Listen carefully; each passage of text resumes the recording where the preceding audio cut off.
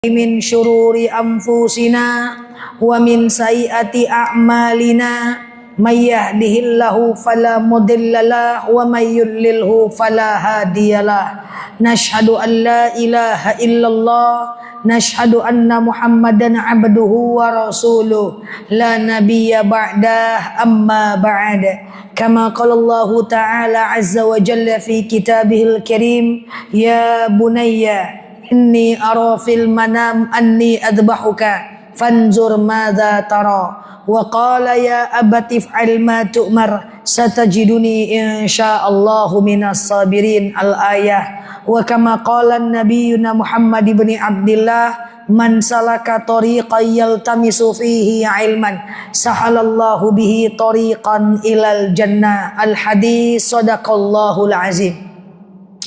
Ibu-ibu yang saya sayangi karena Allah, alhamdulillah, sebelum kita mulai kajian kita berdoa kepada Allah, semoga siapapun kita yang hadir dalam majelis ini, insya Allah Allah sehatkan badan kita, Allah kuatkan jasad kita, Allah tambah ruh keimanan kita, Allah luaskan rezeki kita, Allah angkat segala masalah kita, Allah jauhkan kita dari orang-orang zalim, Allah matikan kita dalam keadaan husnul khatimah. Amin.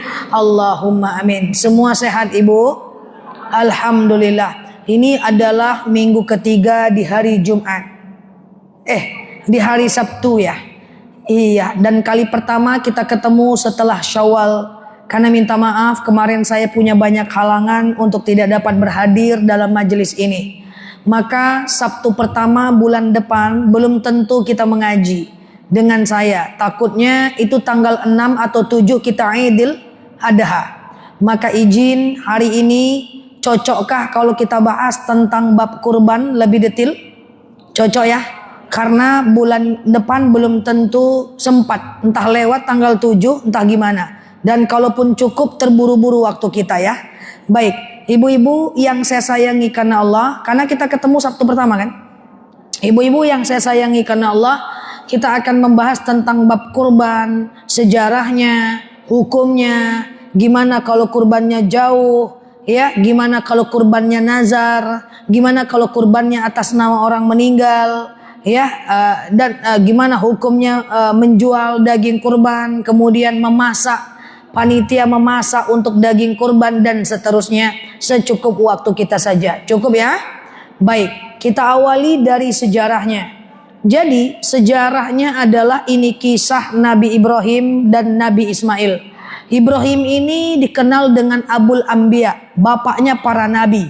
Bayangkan dari tidak punya anak sampai melahirkan keturunan para nabi-nabi. Di antaranya adalah Nabi Ismail, Nabi Ishak, dan nabi-nabi berikutnya. Jadi awalnya nggak punya anak, melahirkan keturunan para nabi. Maka ketika Nabi Ibrahim menikah dengan Siti Sarah, lama tidak punya anak. Akhirnya Siti Sarah mengizinkan Nabi Ibrahim untuk menikah dengan Siti Hajar. Siti Hajar ini tadi adalah wanita yang bekerja dengan Siti Sarah. Saya ulang. Siti Hajar ini tadinya adalah wanita yang bekerja dengan Siti Sarah. Akhirnya apa? Siti Sarah kemudian cemburu dan kemudian Nabi Ibrahim meletakkan Siti Hajar di kota Mekah. Lama dengan Siti Hajar nggak juga punya anak. Akhirnya Siti Ibrahim itu selalu berdoa. Doa Ibrahim yang masyhur adalah Rabbi habli minas salihin. Ya Allah, karuniakan kepadaku anak yang soleh. Jadi Nabi Ibrahim tidak hanya pengen punya anak, tapi pengennya punya anak yang soleh. Dan makbul, dikabulkan oleh Allah, lahirlah Ismail yang pada akhirnya menjadi nabi pula. Dari keluarga Nabi Ibrahim, Siti Hajar, Nabi Ismail, ini mereka jasanya penuh sekali untuk umat Islam. Yang pertama, adanya sumur Zam-Zam. Itu dari kisah Siti Hajar dengan Nabi Ismail. Betul? Lari-lari kecil ketika ditinggalkan di kota Mekah oleh Nabi Ibrahim. Lari-lari kecil, Sofa Marwah, Sofa Marwah, Sofa Marwah. Akhirnya muncul air Zam-Zam di depan Ka'bah. Loh, lari-lari kecilnya di Bukit Sofa Marwah. Kok airnya munculnya depan Ka'bah? yang udah pernah pergi umroh pasti tahu bahwa antara Safa dan Marwah Ka'bahnya jauh walaupun bisa dilihat dari bukit Safa dan Marwah, betul ya? Nah, lari-lari kecilnya di bukit Safa Marwah. Airnya tidak datang dari bukit Safa dan Marwah. Airnya datang dari depan Ka'bah. Maksudnya apa? Hikmahnya adalah usaha aja dulu. Rezeki tidak hanya dari tempat yang kita usahakan. Kita jualan, usaha aja dulu. Jangan-jangan rezekinya dari anak, gitu loh maksudnya. Nah, ya kan? Jadi Safa Marwah. Nah, rezekinya datang daripada depan Ka'bah. Makanya air Zam-Zam itu sebenarnya adalah posisi di depan Ka'bah, tapi udah dibuat muaranya sekarang di belakang bukit Safa dan bukit Marwah, di samping rumah Nabi, rumah tempat kelahiran Nabi, masih bisa kita lihat sampai sekarang sumur Zam-Zam yang dialirkan di dekat pintu Babus Salam. Nanti kalau ibu pergi haji, pergi umroh, masih bisa lihat muara sumur Zam-Zam. Dipindahkan supaya orang tawaf tidak terganggu. Nah itu adalah qadarullah dari sejarah Siti Hajar dan Nabi Ibrahim. Ada air Zam-Zam yang mukjizat, tidak masuk akal, diminum semua banyak orang, tidak habis-habis. Yang kedua, dari Ibrahim dan Nabi Ismail, di depan Ka'bah ada sejarah lagi. Di seberang Ka'bah ada makam Ibrahim. Bukti Nabi Ibrahim termasuk ke dalam salah seorang hamba Allah yang membangun Ka'bah. Lalu kemudian ketika Nabi Ibrahim membangun Ka'bah, apa kata Ismail? Bahasa Indonesianya, aku ikut juga bangun Ka'bah ayah. Diambilnya batu, diletakkannya di samping Ka'bah. Itulah Hijr Ismail setengah lingkaran. Batu yang pertama kali diletakkan oleh Ismail ketika membangun Ka'bah. Maka dulu Ka'bah sampai ke Hijr Ismail. Makanya kalau kita tawaf jangan masuk Hijr Ismail. Karena Hijr Ismail itu bagian dari Ka'bah. Kalau mau tawaf, keluar dari Hijr Ismail. Dalam Hijr Ismail itu di atas Ka'bah ada talang air. Kalau ibu tengok ke atas, talang air Ka'bah, dan itu adalah tempat mustajab doa. Ini dari dua orang ini juga. Luar biasa itu keluarga.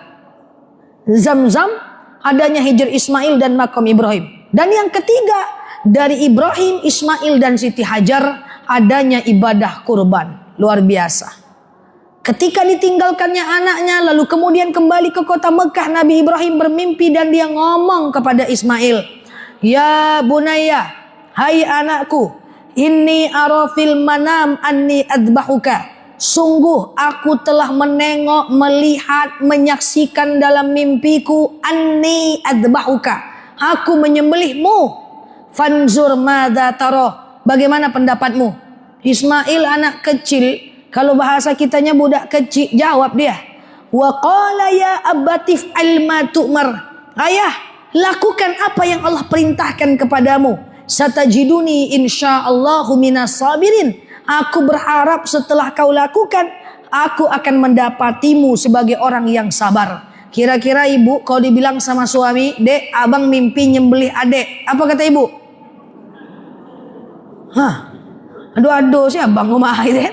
Tapi Nabi Ismail tidak. If'al ma tu'mar, lakukan apa yang Allah perintahkan kepadamu. Satajiduni insyaallah minas sabirin, semoga aku mendapatimu sebagai orang yang sabar. Pergilah Ismail dengan Ibrahim ke tempat penyembelihan. Dan proses penyembelihannya masih bisa dilihat, tempat penyembelihannya masih bisa dilihat sampai sekarang. Kalau ibu pergi ke daerah sekitaran Mina dan Muzdalifah, ibu menghadap ke kiri, dari atas bis cukup, ibu lihat ada bukit yang tak terlalu tinggi dan tak terlalu rendah. Warna putih, ada tugu kesaksian tempat penyembelihan Nabi Ismail. Dan tidak terlalu jauh dari tempat orang melontar jamroh. Dia kan gitu ceritanya. Pergi mereka dari rumahnya, ketemu setan di tengah jalan. Ngapain kau bunuh anakmu?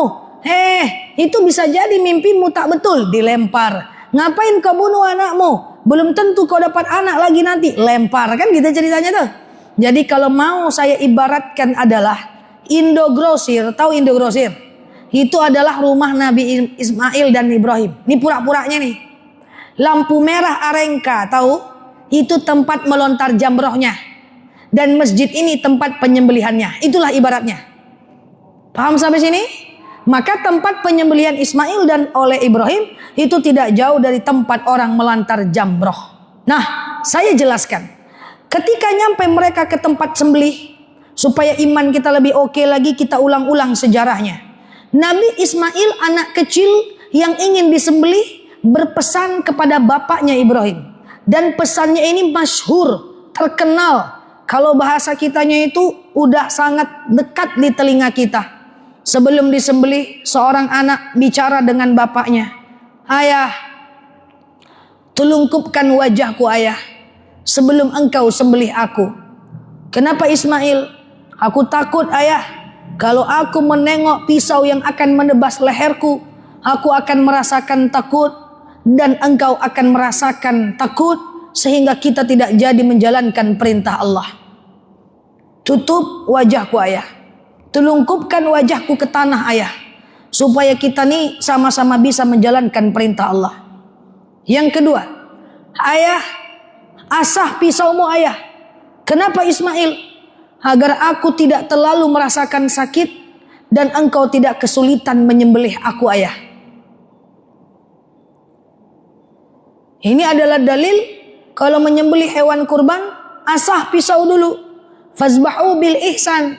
Bunuh binatang itu dengan cara baik. Bunuh nyamuk, pop, sekali pukul mati. Tak boleh diambil kepalanya, diambil putar-putar kakinya, tidak bisa. Bunuh binatang dengan cara baik-baik.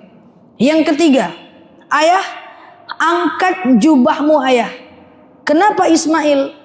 Aku takut ayah, kalau tidak kau angkat jubahmu, nanti akan terkena percikan darahku ayah. Sampai di rumah dilihat oleh ibu ayah, sehingga ibu teringat-ingat kepadaku. Aku takut ayah, ibu menjadi orang yang tidak ikhlas. Ayah, kurbankan aku, lupakan aku.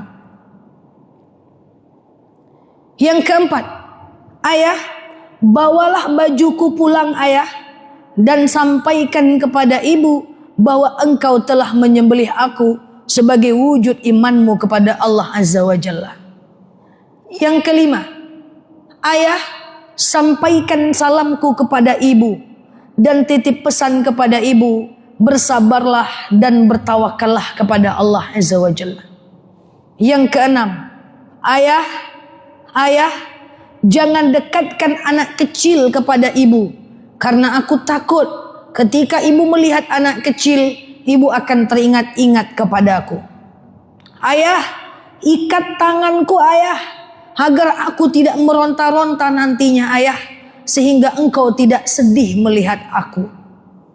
Mereka persiapkan proses penyembelihan sedemikian rupa, dan Nabi Ibrahim cuma berkata, baik nak. Masya Allah, ini keimanan dari anak kecil, bukan orang dewasa. Anak kecil Nabi Ismail. Masya Allah. Nah, rupanya itu cuma sekedar ujian. Allah cuma ingin menengok ini dua orang beriman atau tidak. Akhirnya Allah ganti dengan mimpi yang dengan sesuatu yang sangat indah, yaitu kemudian diganti dengan hewan sembelihan. Apa hikmahnya?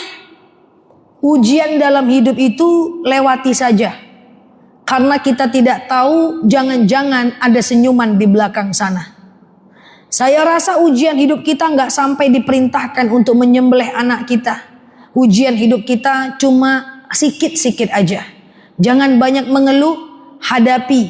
Nabi saja hidupnya tidak mudah, apalagi kita yang penuh dosa dan bukan siapa-siapa.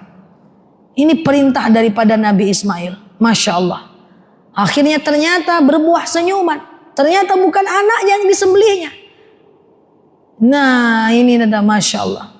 Jadi ibu-ibu, kalau ada rezeki, beginilah dulu apa yang dirasakan oleh Nabi Ibrahim untuk nyembelih anaknya. Kita tidak perlu merasakan itu. Jangan perhitungan sama Allah. Kalau ada rezeki, berkurbanlah.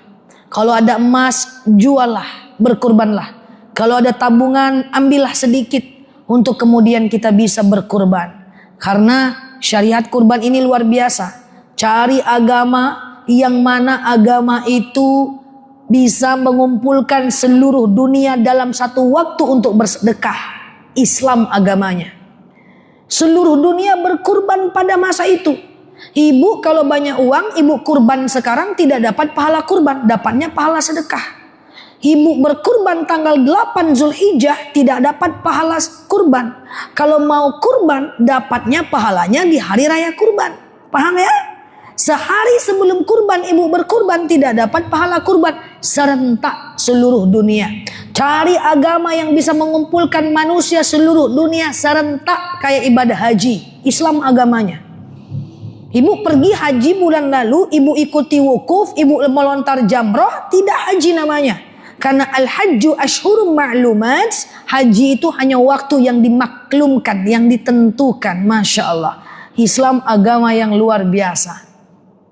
Ya, maka ini dia perintah daripada kurban dan sejarahnya.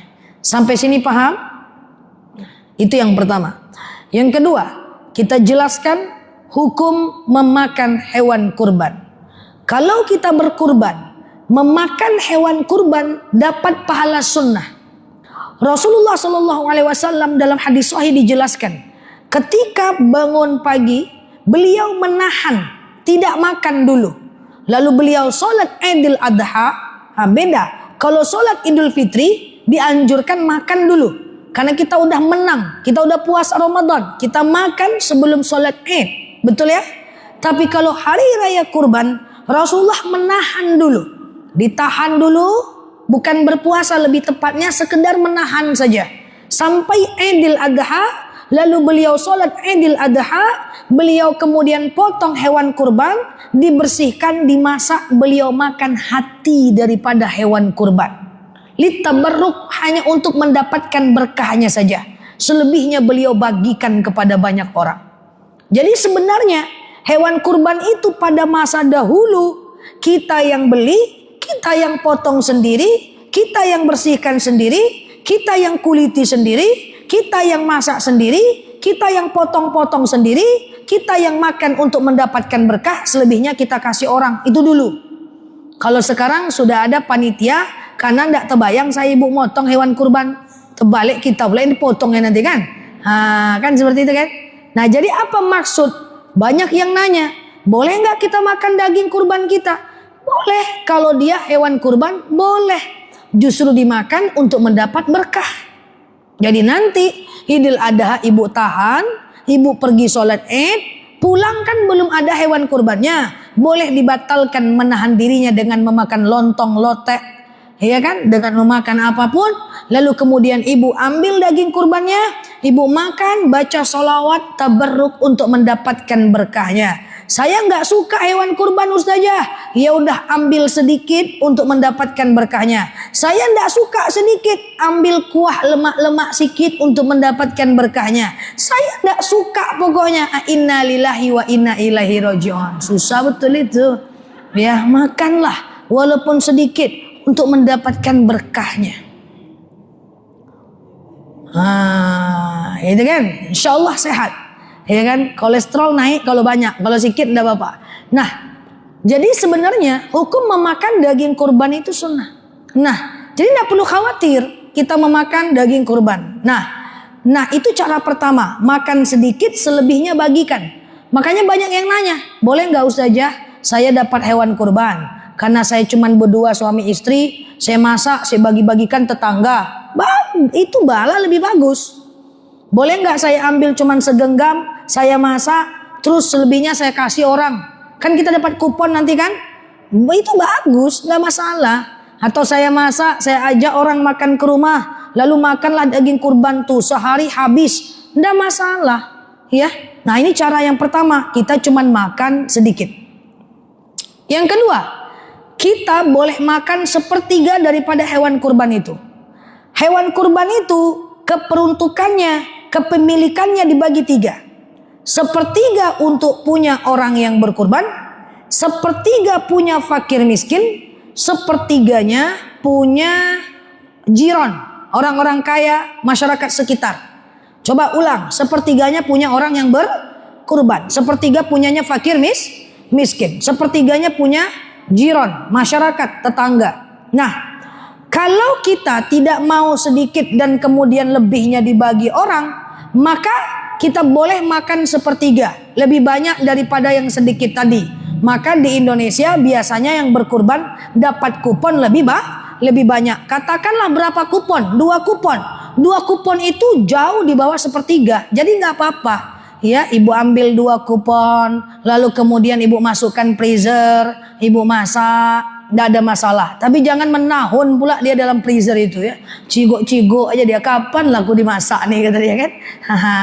Ustazah katanya nggak boleh, harus habis dalam 3 hari. Itu kalau banyak kaum muslimin yang tidak dapat. Kalau udah pada dapat semua, dia dalam freezer nggak ada problem. Paham ya?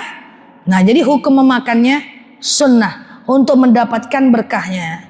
Nah, yang tidak dianjurkan memakan daging kurban dalam madhab Syafi'i itu adalah jika daging kurbannya nazar. Nah, contoh. Ya Allah, kalau saya nanti nikah lagi tahun ini, contohnya, ada yang lain lah ya kan, marah pula ibu sama saya suruh nikah lagi. Contoh gitu, kalau saya lahir anak perempuan dengan selamat tahun ini ya Allah, saya bernazar tahun depan berkurban. Berarti jadi nazar, ya dong? Kalau dia jadi nazar, maka status hukumnya adalah wajib. Maka tahun depan ibu berkurban itu, ibu bilang sama panitianya, Pak panitia, kan dia jawab tuh, oi kata dia kan, saya ini kurban ini Pak, jadi niat kurban saya ini kurban nazar. Oke, Bapak tandai nama saya, tandai nama, jangan ingat wajah saya Pak, tandai nama saja Pak. Nah nanti kita tandai yang mana hewan kurban saya nih, misalnya ini dia, oh ini kerbaunya kerbau saya, oh ini kambingnya kambing saya. Maka nanti yang kambing ini dan yang kurban ini gitu ya, jangan dagingnya dikasih ke saya, semua bagikan. Saya boleh dapat kupon sebagai peserta, tapi kasih daging yang lain kepada saya. Paham sampai sini? Tapi jarang lah kurban nazar ya kan. Oke, sampai sini clear? Jadi maksudnya boleh memakan hewan kurban itu cepat dimakan, jangan ditunda memasaknya. Bekoselah, cepat. Begitu dapat, masak, semangat, makan. Baca sholawat untuk dapat berkah. Selanjutnya, boleh sih atau tidak sih berkurban atas nama orang meninggal ini? Ya, banyak yang ragu, boleh nggak saya berkurban atas nama orang meninggal? Boleh nggak? Boleh nggak? Nah, coba kita bahas secara detail. Dalam madhab Syafi'i, ketika orang yang meninggal itu meninggalkan wasiat. Ini pura-puranya dia meninggalkan wasiat dulu nih. Kita pura-purakan misalkan dia meninggalkan wasiat. Contoh wasiat. Nah, nanti kalau mak meninggal, di bawah atap genteng di atas pintu ada emas.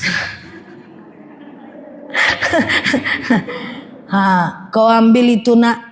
Itu apa mak? Nanti engkau kurbankan atas nama mak ya nak gitu. Itu kan contoh wasiat. Atau nak, kita kan punya rumah kos-kosan 10 pintu. Pintunya aja enggak, betulan ya 10 pintu. Nanti silahkan kalian bagi warisannya, tapi sekali setahun tolonglah kurbankan atas nama mak gitu kan. Berarti statusnya wasiat dong.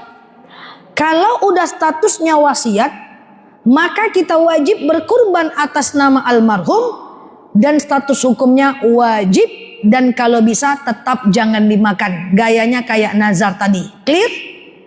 Paham ya? Nah, sekarang bagaimana kalau nih orang meninggal tidak meninggalkan wasiat? Kan itu pertanyaannya. Oke lah kalau meninggalkan wasiat wajib. Gimana kalau dia tidak meninggalkan wasiat? Maka dalam mazhab Syafi'i pun terjadi kedua perbedaan pendapat.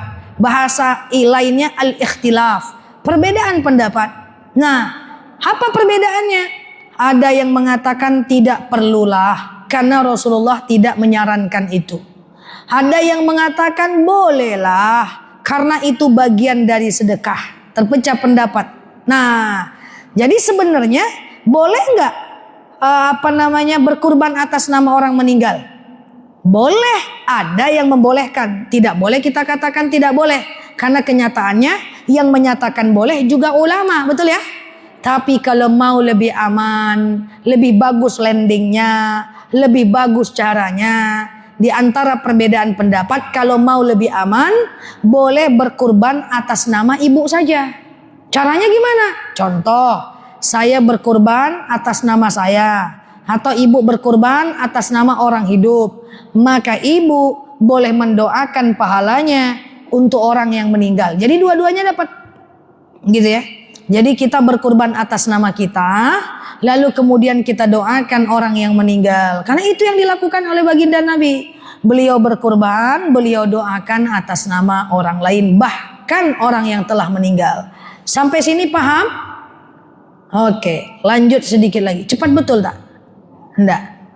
Oke, pas ya. Selanjutnya,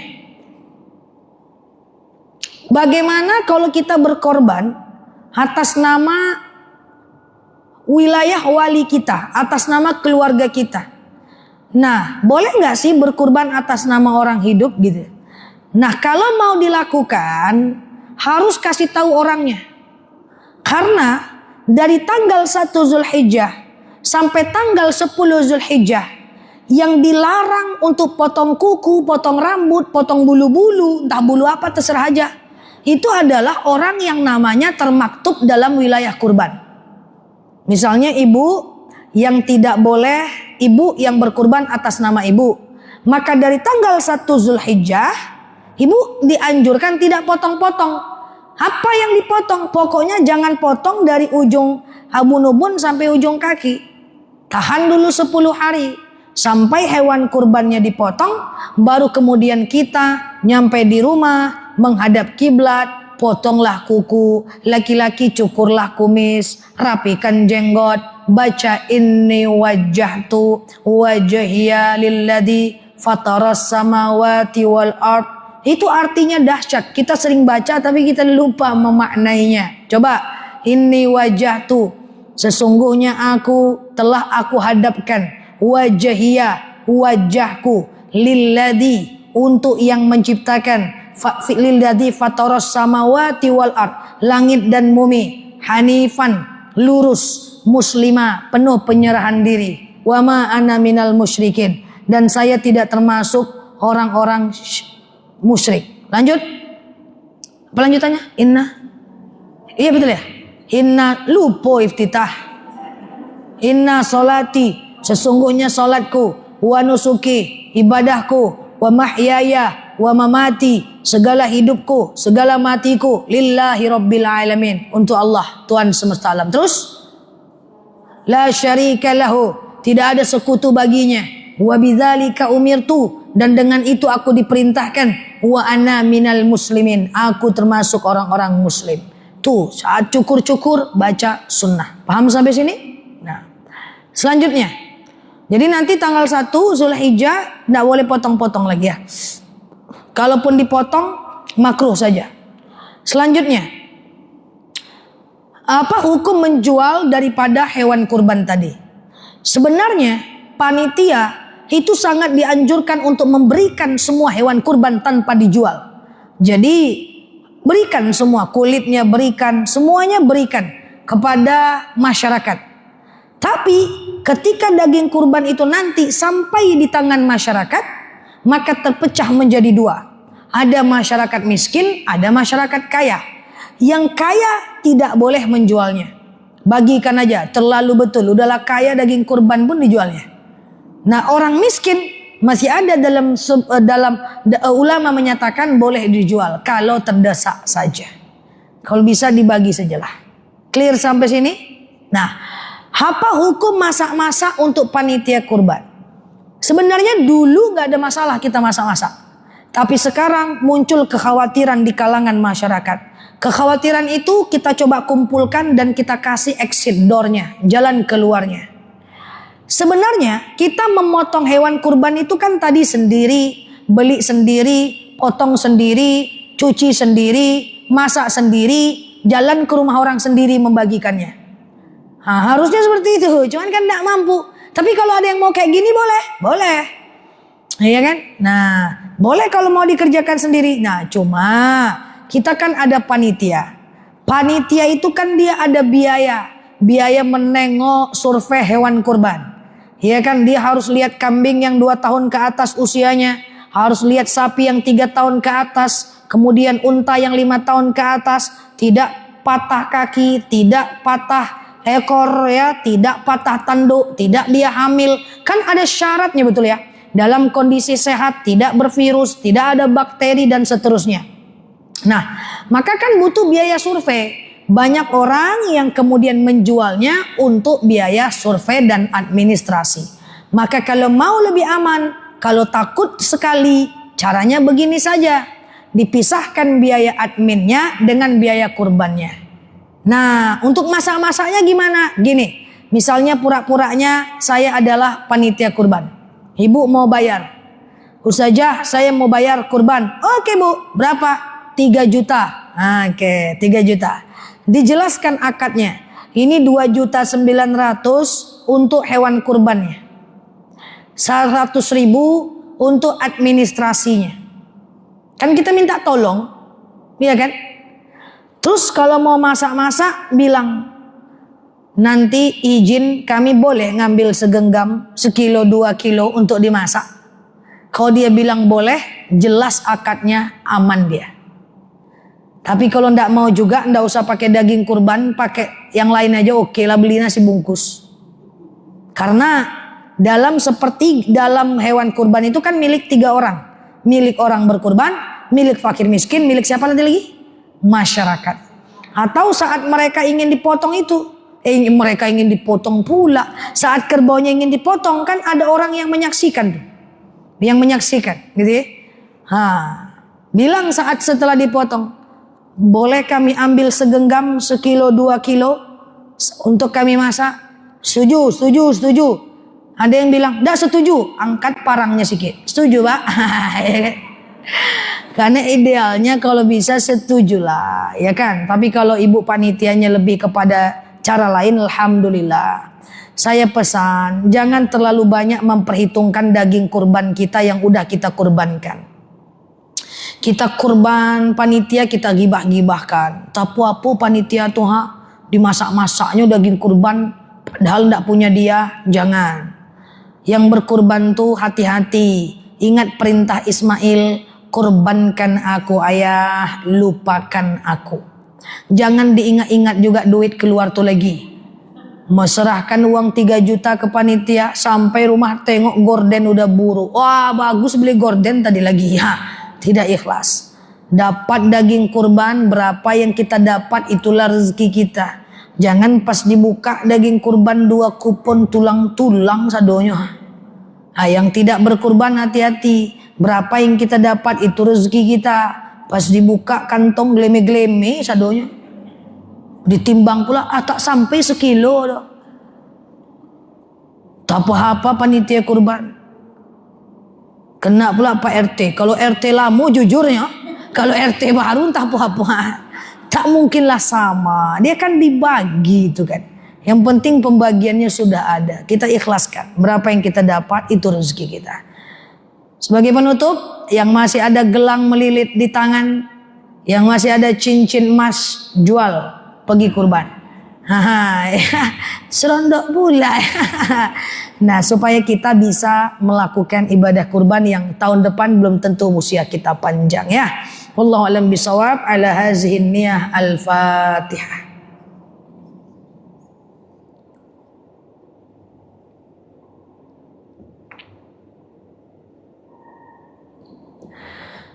Amin ya Allah, amin ya Rahman, amin amin ya mujibah sa'ilin. Allahumma salli ala Muhammad wa ala ali Muhammad. Allahumma inna nas'aluka ridhaka wal jannah, na'udzubika min sakhatika wan nar. Allahumma inna nas'aluka salamatan fi dinina, afiyatan fi jasadina, ziyadatan fi ilmina, barakatan fi rizqina, taubatan qabla al-maut, rahmatan indal maut, maghfiratan ba'dal maut. Allahumma hawwin alaina fi sakaratil maut, najatan minan nari wal afwa indal hisab. Allahumma antas salam minkas salam wa ilaika ya'udu salam fahayyina rabbana bisalam wa dakhinal jannata darussalam tabarakta rabbana wa ta'alaita ya hazal jalali wal ikram. Allahumma inna na'udzubika minal hammi wal hazan, na'udzubika minal ajzi wal kasal, na'udzubika minal jubni wal bukhli, na'udzubika min ghalabatid daini wa qaharir rijal. Allahumma yassir alaina umurana wa la tu'assir alaina umurana ya rabbal alamin. Allahumma in kana rizquna fis sama fa anzil, wa in kana rizquna fil ardi fa akhrijhu, wa in kana rizquna ba'idan fa qaribu, wa in kana rizquna haraman fa tahhiru, wa in kana qalilan fa katsirhu ya rabbal alamin. Allahumma inna na'udzu bi kalimatillahi tammati min syarri ma khalaq. Innal ladzi farada 'alaikal qur'ana la radduka illa ma'ad. Allahumma rabbana hab lana minas salihin, rabbana hab lana minas salihin. Allahumma ansur ikhwanana mujahidina fi Palestin, Allahumma ansur ikhwanana mujahidina fi Gaza, Allahumma ansur ikhwanana mujahidina fi Yaman, Allahumma ansur ikhwanana mujahidina fi Indonesia ya rabbal alamin. Allahumma stajib du'ana ya Allah, stajib du'ana ya Rahman ya Rahim ya mujibas sa'ilin. Allahumma salli ala Muhammad wa ala ali Muhammad. Subhana rabbika rabbil izzati amma yasifun, salamun alal mursalin, alhamdulillahi rabbil alamin. Wallahu alam bisawab. Usikum wa